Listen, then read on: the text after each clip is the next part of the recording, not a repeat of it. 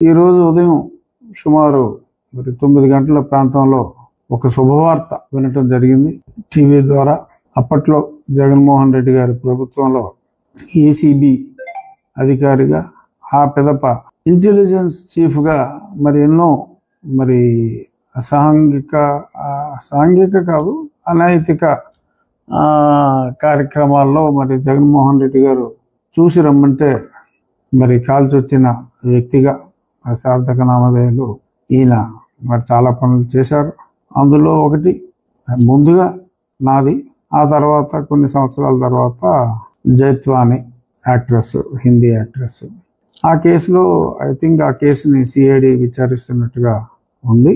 అలాగే ప్యారలల్గా నా కేసులో నన్ను అక్రమంగా అరెస్ట్ చేసి, సరే అక్రమమా సక్రమమా అరెస్ట్ అనేది సరే వాడి ఆర్గ్యుమెంట్ వాడికి ఉండొచ్చు, కానీ ఒక నోటీస్ ఇవ్వకుండా, ఏమీ లేకుండా, ఇక్కడ హాస్పిటల్లో డాక్టర్కి చూపెట్టకుండా, అక్కడికి వెళ్ళిన తర్వాత కూడా హాస్పిటల్కి తీసుకెళ్లకుండా, ఆ రోజు రాత్రి ఘోరంగా చిత్రవద చేసి, అందులో A1గా ఇప్పుడు పివి సునీల్ కుమార్ ఉన్నాడు, A2గా రామాంజనేయులు ఉన్నాడు, సీతారామాంజనేయులు బేసిక్గా వ్యూహకర్త. అతను వ్యూహ రచనలో ఘనాపాటి అని అందరూ అంటారు. పివి సునీల్ కుమార్ కూడా యాదో పనులు చేయటంలో ఎప్పుడూ ముందుంటాడు. ఆ పివి సునీల్ కుమారు ఇతను వ్యూహ రచనలో భాగస్వాములు అనటంలో ఎటువంటి సందేహం లేదు. ఇప్పుడు జత్వాని కేసులో సీతారామాంజనేయులు తన్ని అరెస్ట్ చేయటం జరిగింది. సో అందరూ అరెస్ట్ చేసినప్పుడు పొద్దున్నే టీవీ మాధ్యమాలన్నీ కూడా రఘురామ RRR కేసులో కూడా ఈయన A2గా ఉన్నారు అని చాలా స్పష్టంగా ఎవరికి తోచిన కథనాలు వాళ్ళు రాస్తున్నారు. సంతోషం అనిపించింది డెఫినెట్గా. కానీ ఎక్కువ మంది నన్ను అడుగుతున్న ప్రశ్న, చాలా ఫోన్లు వచ్చినాయి, అందరికీ సమాధానం మళ్ళీ ఫోన్లలో చెప్పకుండా ఈ రకంగా మీడియా మాధ్యమం ద్వారా తెలియచేద్దాం అనుకుంటున్నా. పివి సునీల్ కుమార్ను కూడా ఇప్పటికే చాలా ఆలస్యమైంది, కనీసం మాట వరుసకు కూడా పిలవటం జరగలేదు. నో డౌట్ ఒంగోలు పోలీసు అధికారులు ఒక క్రమ పద్ధతిలో విచారణ చేస్తున్నారు. కానీ దెబ్బలు తిన్నోడు నాలాంటోడు అట్లీస్ట్ మోటారు వాహనం అంటే మరి హై ఎండ్ BMW బెంజ్ కారులా కాకపోయినా అట్లీస్ట్ మారుతి 800 వేగం అన్నా సరే ఊహించుకోవటంలో తప్పులేదు. కాకపోతే నడక రోడ్డు రోలర్ లాగా నడుస్తుంది వేగం. సరే రోడ్డు రోలర్ లాగా నడిచినా అది వేగం తక్కువైనా దాని బరువు గట్టిగా ఉంటుంది. ఒకసారి తొక్కిందంటే చాలా గట్టిగా తొక్కుతుంది అని పాజిటివ్గా తీసుకునే వ్యక్తిని నేను. కానీ మరీ ఆలస్యం అవుతుంది, సంవత్సరం అయింది.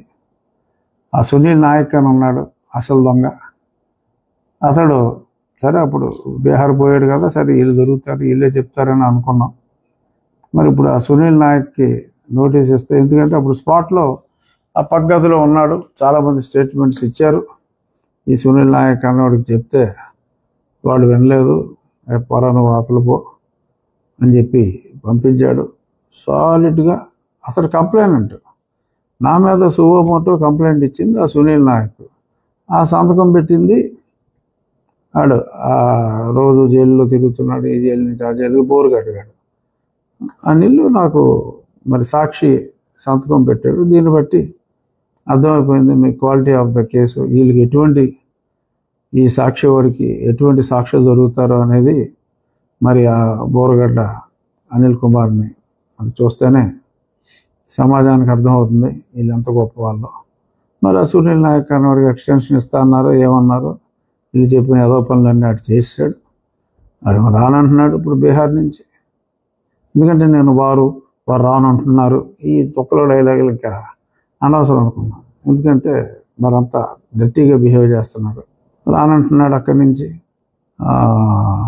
నేను రావక్కర్లేదు, కావాలంటే మీరే రండి అంటున్నా అంట. వీళ్ళు వెళ్ళాలి. అక్కడికి వెళ్ళిన తర్వాత క్రిస్టల్ క్లియర్ ఎలా అయితే ఈ ఆఫీసర్ని సీతారామాంజనేయులు IPS ఎలా అయితే అరెస్ట్ చేశారో, అదే బాటలో ఇప్పుడు వేగం పుంజుకుంది. సో వేగం పుంజుకుంది కాబట్టి ఇదే వేగంతో మరి మా కేసు కూడా, ఎందుకంటే నేను బాధితుడిని, నన్ను చెతక్కొట్టారు, నా పరిస్థితి అందరూ కళ్ళారా చూశారు. ఎందరో నాయకులు ఎన్నో సమావేశాల్లో చెప్పారు. మిలిటరీ హాస్పిటల్ రిపోర్ట్లు ఉన్నాయి. అయినప్పటికీ మరి ఇంకా చేశారు. ముగ్గురిని ఇద్దరిని అరెస్ట్ చేశారు. సరే వాళ్ళు బయటికి వెళ్ళిపోయారు. 90 రోజుల దగ్గర పోయింది. సరే ఈవిడేమో దొరకలేదు. ఒక మహిళ అయినా సరే మరి ఆవిడ బలి తప్పించుకుంది. సుప్రీంకోర్టులో టెంపరీగా ప్రొటెక్షన్ దొరికింది. రేపు 24వ తారీఖు అంటే ఎల్లుండు మళ్ళీ విచారణకు వస్తుంది. మరి విచారణలో మరి ప్రొటెక్షన్ వస్తే ఆవిడకి మెమరీ రాదు. ప్రొటెక్షన్ ఒకరోజు ఆపినా మరి ఆవిడకి తప్పకుండా అన్నీ గుర్తొచ్చేస్తాయి. అందులో ఎటువంటి సందేహం లేదు.